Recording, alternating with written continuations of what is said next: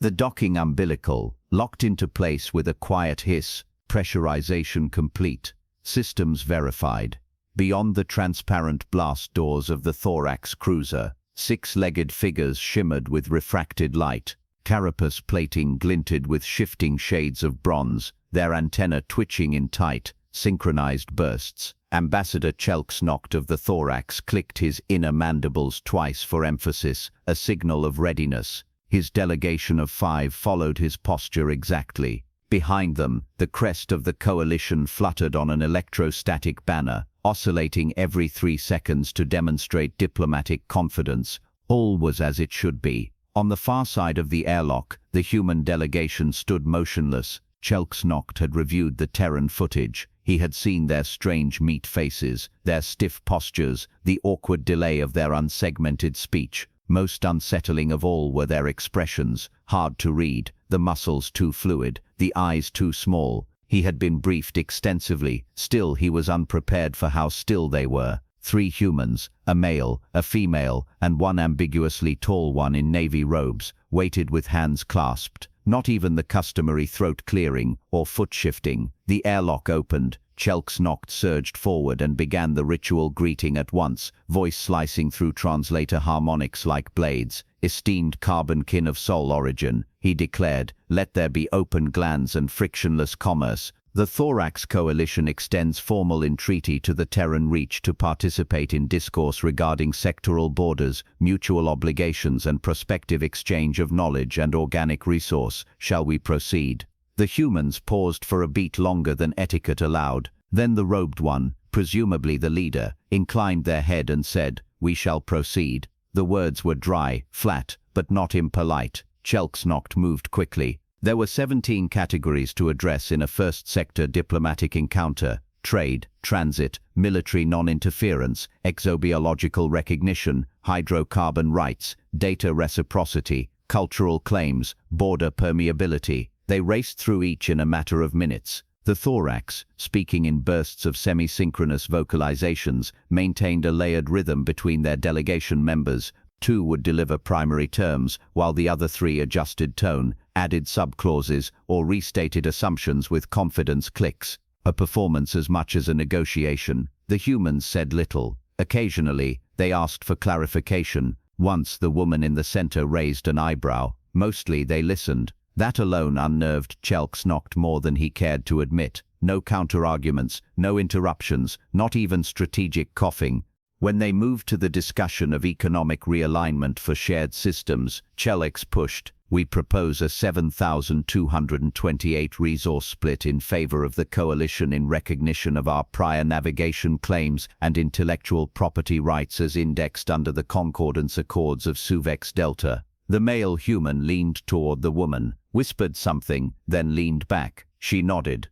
The lead human tapped a finger on the table and simply said, "Under review." Chelix paused. "You do not wish to contest the ratio." "Under review," repeated the human, tone level. Beneath his thoracic plating, Chelix felt a brief twinge of heat. He pushed on. By the second hour, the thorax had covered legal immunity for cross-border infractions, diplomatic annexation buffers, dispute mediation structures, and exploratory license limitations. A firestorm of terms, appendices, historical precedent, and mineral priority indices had been deployed across the room. The humans had spoken less than 100 words. By the end of the session, the thorax delegation clicked among themselves in subtle vibrating cadence that had gone far more easily than expected. The humans barely offered resistance. They did not even seem to comprehend half the agreements being made. As the 2 parties exchanged formal farewells, Chelksnocht took care to speak slowly, as one might to an immature larvae. "We are pleased with the progress made today," he said. "We trust that your translators will in time fully render the legalities we've addressed. Naturally, we are available for clarification." His mouthparts did not quite curl in a smirk, but the tone was unmistakable. The woman smiled slightly. "We'll be in touch." They left without another word. On the human side of the platform, silence held for a few seconds after the doors sealed. Then the man, Commander Kale, let out a breath like a man emerging from vacuum. "They're fast, I'll give them that," he muttered. "Fast doesn't mean smart. said the woman, Dr. Anamiran, xenolinguist and first-line diplomat. All careful. The robed figure, Director Hayashi, removed a thin headset from under their cowl. Reckless, not fast, they said. They dropped half a dozen internal power structure references in the first 10 minutes. Dr. Myron slid into her seat at the analysis console and began scrubbing through the footage. Every moment of the thorax's speech had been recorded. More importantly, every hesitation, twitch, mandible shift, tonal nuance and gaze divergence had been tagged in real time by the human system's biometric filters. Pause at 12:44, she said. See the second and fourth thorax. Watch their antenna divergence when Chelex knocked brings up the trade ratio. Discord signal. That wasn't a group consensus. Kale folded his arms, so they're not unified. Not fully, Miran said. And Chelex is bluffing. Their cargo routes pass dangerously close to the VAR, which means they need shared transit. Hayashi remained silent, watching the playbacks. Multiple monitors flickered with linguistic overlays, sentiment heat maps, and playback of acoustic cadence. A full array of human specialists across Earth, Mars, and Proxima had been watching live. Now they were responding. I'll get responses from the think tanks in 4 hours, Hayashi murmured. They'll want our counters drafted by morning. Kale raised an eyebrow. You think the thorax will wait that long before pushing again? They think we're slow, Hayashi replied. Let them. Miran leaned back from the console and gave a small, tight smile. They don't understand the difference between silence and surrender. Hayashi tapped a finger against their chin. No, they said quietly, but they will. By the third session, the thorax were no longer performing for the humans, they were performing for themselves. Chelskarmen Noct had taken to using longer, flourish-laden openings before negotiations began. In thorax culture, verbosity was a mark of dominance, a show of mental dexterity, authority, and ancestral memory. On a linguistic level, it was almost a dance, full of recursive metaphors and status-reinforcing allusions to key coalition events. Humans never interrupted. They didn't even fidget. That only emboldened the thorax. Each week brought new thorax observers, junior negotiators eager to test themselves against the passive primitives. Occasionally, they would spar with each other mid-session, subtly contradicting or outmaneuvering one another, all while the humans sat silent behind calm faces and blinking devices. To the thorax, the silence read as acquiescence. To other species watching the feed, it began to resemble patience, or maybe calculation. Beginning review, said Dr. Anemiran. The room lights dimmed and playback began. The fifth thorax session, time-stamped and transcribed. Myron sat forward, stylus hovering, as the thorax traded overlapping terms on mutual gravity well-regulation zones. The human delegation hadn't spoken for 14 straight minutes, but Miran, linguist and nonverbal semiotic specialist, wasn't listening for what was said. Pause there, marked the eye twitch on Noct secondary. Did you catch that? Hayashi nodded. Concealed dissatisfaction. Conflict over the veiled concession on shared orbitals. Second time in 3 sessions. Kale folded his arms. That means Noct's operating without consensus. No, Merrin said, tracing notes. It means he's under pressure and pushing decisions past the inner circle. That's risk behavior. Hayashi looked at the monitor. He's getting cocky. They all are, Kale muttered. They think we're confused. I had a junior thorax mock me in the corridor yesterday, clicked at me like I was deaf. He's going to wish we were. On session 6, Ambassador Chell unveiled what he believed to be a brilliant provocation, a proposal that the humans supply a limited sample of their AI code libraries for cultural analysis and translation improvements. In return, the thorax would grant humanity minor naming rights to asteroid sectors already stripped of mineral value. He delivered the offer with almost theatrical delight. His voice carried condescension like a seasoning. Several delegates from the Valari Compact seated in the back gallery shifted uncomfortably. The human response was a single word: received. No outrage, no refusal, no visible reaction. But behind the blast-shielded privacy wall of the human quarters, Miran turned off her mic and looked to Hayashi. That's a lure, she said. He's testing whether we'll bargain with our critical assets. He assumes we don't know the data's value to them, Hayashi said. It's bait, or a benchmark. He wants to know what we think is valuable. Kale snorted. Well, let him keep guessing. 2 sessions later, the pattern changed. The humans asked their first question. It came midway through a long, pompous monologue from a junior thorax named Herrick Ektul, who was attempting to redefine cultural exchange metrics to favor thorax educational licenses. Ambassador Herrick, Dr. Mirren said, her tone precise and clear. You've cited Coalition Resolution 44.8C concerning biomechanical learning dissemination. Was that ratified before or after the mind glitch recall scandal on Prios 7? The room stilled. Chelks knocked Centeni froze for half a beat. Herrick Ektul made a brief disoriented flutter with his side legs. Two other thorax turned slightly toward him. That event is not part of official records, Herrick said slowly. I do not believe it relevant. Mirren just nodded and returned to silence, but the moment hung in the air like static before a storm. Afterward, thorax aides were seen leaving in discreet urgency. Within 24 hours, human analysts mapped out the likely location and cause of the Prios 7 incident, including the collapse of a neural codec system and the quiet purging of several thorax executives. By session 8, Ambassador Chelks had lost some of his edge. He still began with grand introductions, but the pacing had slowed, the rhythm more measured. Once or twice, he deferred to subordinates when asked to clarify. That was when Dr. Mayan began her questions in earnest. Each question was delivered calmly, modestly, and never with visible judgment. But everyone struck at a nerve, an ambiguous clause, a presumed term of dominance, a forgotten grievance buried under layers of thorax protocol. Ambassador, the Clause 7 provision you cited, how does that reconcile with your statement last week concerning Border Consensus 12.4a? I noticed references to the Old Hatch Treaty, yet you avoid the term when negotiating with other insectoid species. Is that omission intentional or cultural? When you invoked your sacred trade rights last session, were you acting under unanimous coalition consensus? Each question opened a crack. Each answer was either evasive or worse, revealing. At session 9, the thorax introduced a revised economic framework for mineral transit through the Growlin corridor.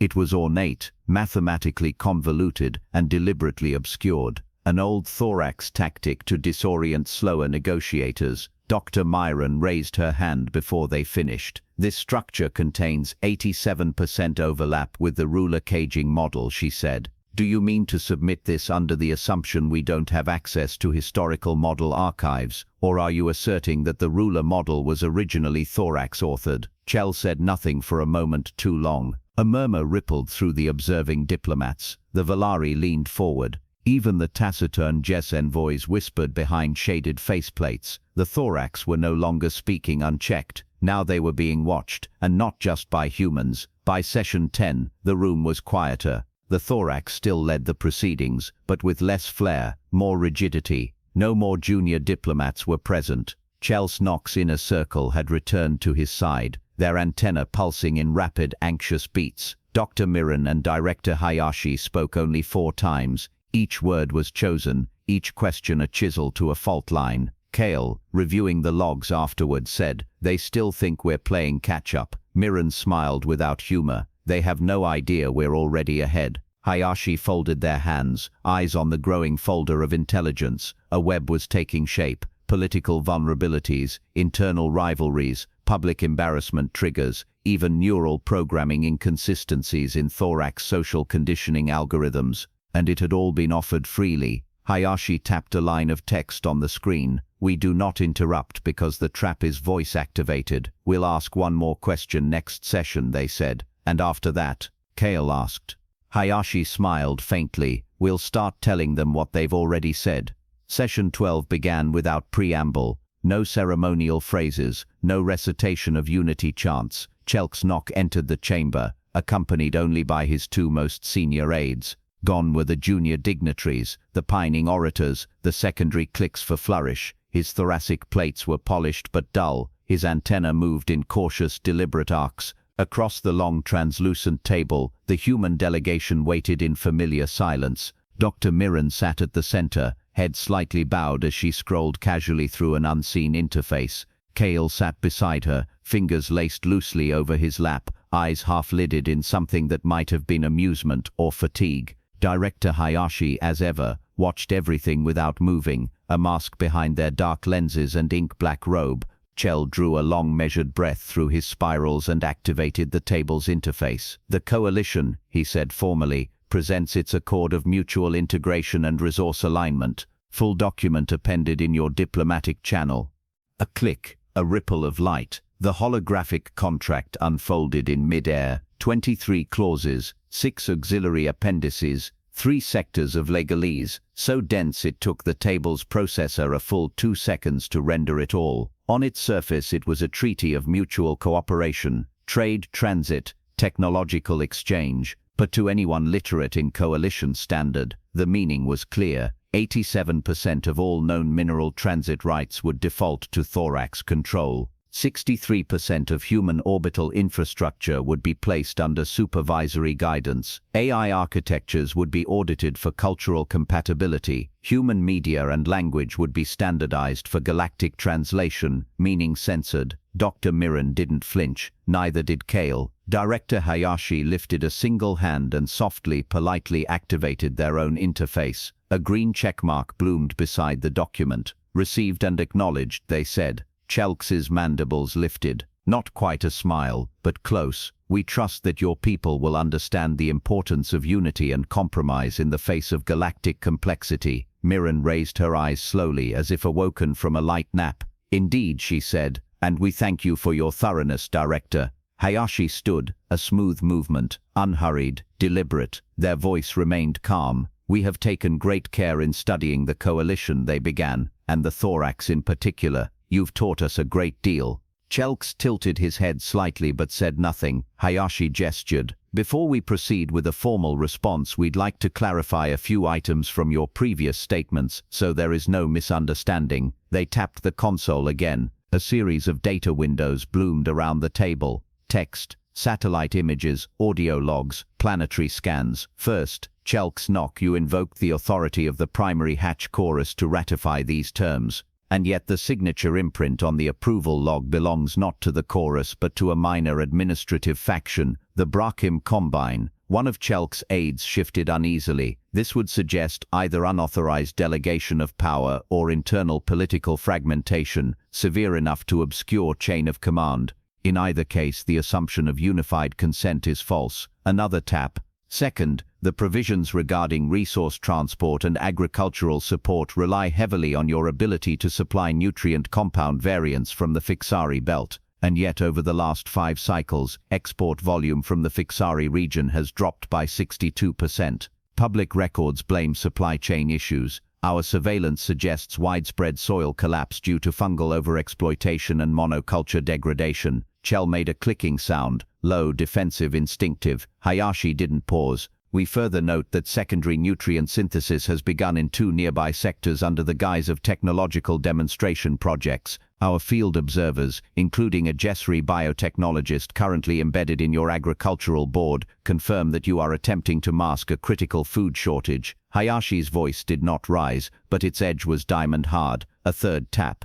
"Third, the treaty structure you've offered, complete with forced labor pipelines, cultural override provisions and limited AI access, is identical in logic and format to the exploitation framework used against the Valari Compact 47 cycles ago, a framework that led to mass desertion of their intellectual class, 2 planetary famines, and the near collapse of their educational infrastructure." At this, Chell finally broke his silence. "These are grave accusations." "No," Hayashi said softly. "These are observations." Another tap. This time, the table filled with visual feeds. Representatives from the Yaseskri, the Valari Compact, and even the Stoic Zalari Republic appeared.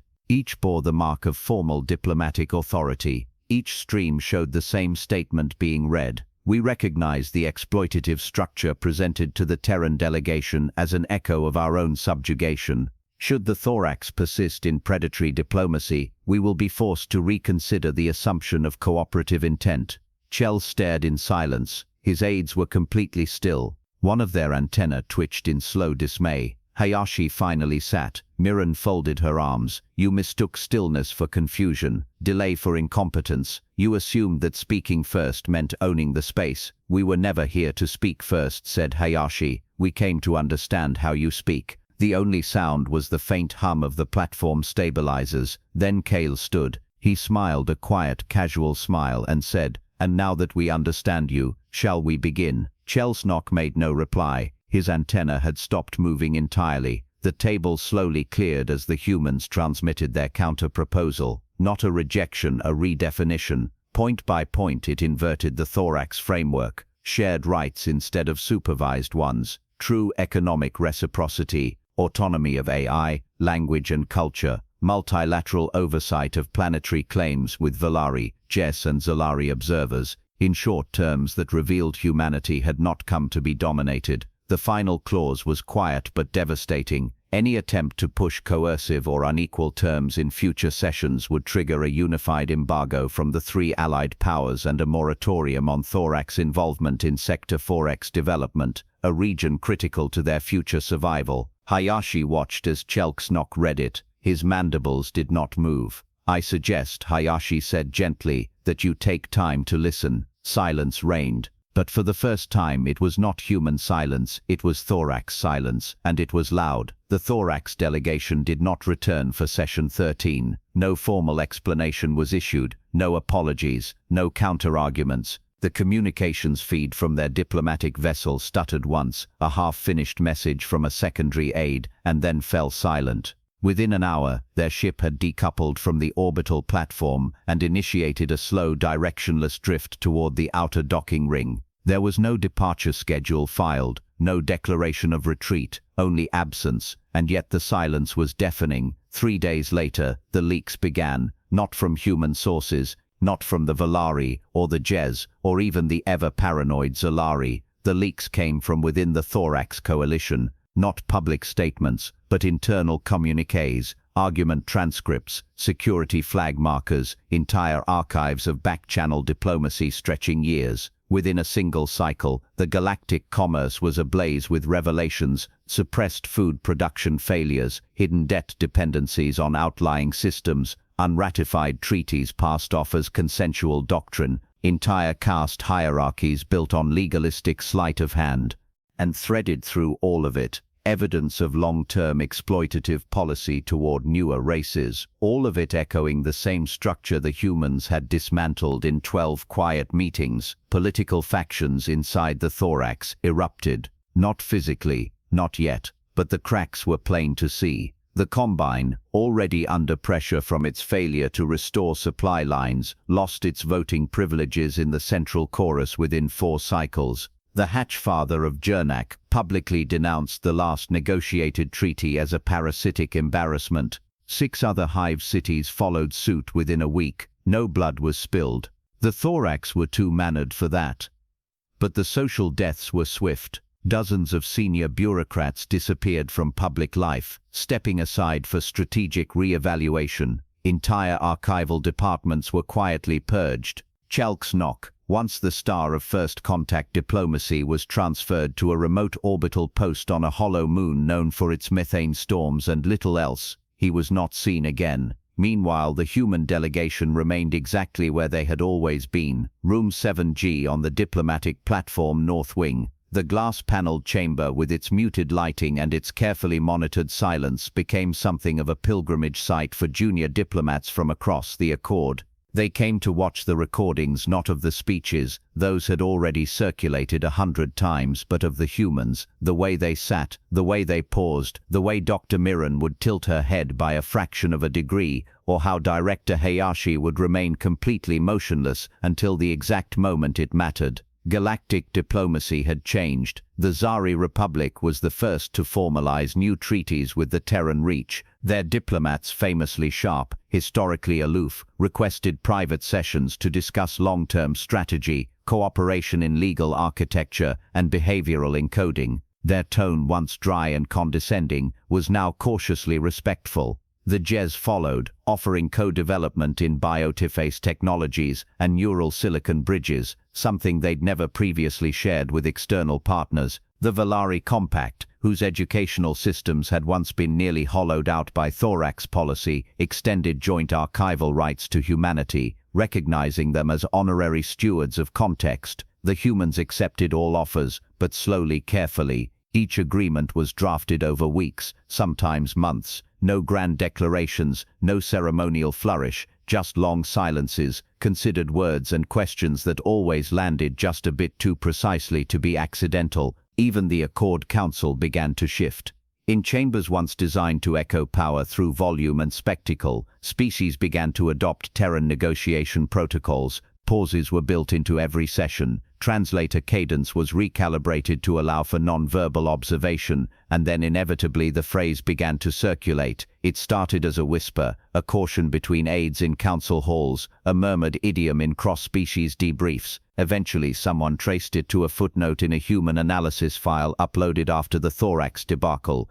The one who speaks last sets the terms. At first it was repeated with a kind of grudging curiosity, then with concern, and finally with awe. No one quite agreed on its exact meaning. For some it meant that those who wait and listen hold the real power. For others it was a warning, a reminder that silence is often strategy, not surrender. And for the fastest-speaking cultures like the thorax, like the Almatan swarm, like the hive-linked Rifakari, it became something darker, a superstition. Negotiators began to monitor their own speech patterns, fearing they'd said too much too quickly. Debates were delayed, revised, submitted for quiet review. A new practice emerged in diplomatic summits, terrestrial echo protocols, where no formal response could be made until a full planetary rotation had passed. The humans, when asked to comment on the proverb, offered nothing. They didn't need to. In room 7G, Dr. Anna Miran continued to compile cultural annotations.